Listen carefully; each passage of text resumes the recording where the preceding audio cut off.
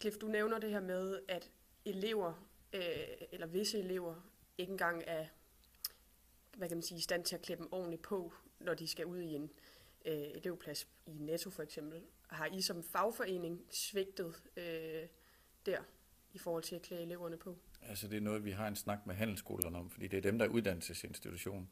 Og vi mener, at de har et ansvar til at sige, jamen, skal de have noget ekstra undervisning? Er de overhovedet arbejdsparate? Jeg mener, at handelsskolerne de sætter med blå i øjnene ved at sige, jamen, du er egentlig klar til at komme ud på arbejdsmarkedet og få en læreplads, fordi at der er ingen virksomheder, der vil tage dem. Men taler I med den enkelte elev, altså som fagforening?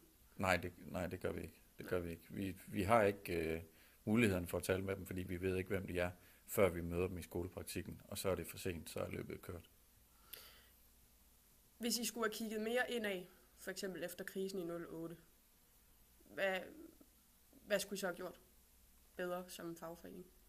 Altså, vi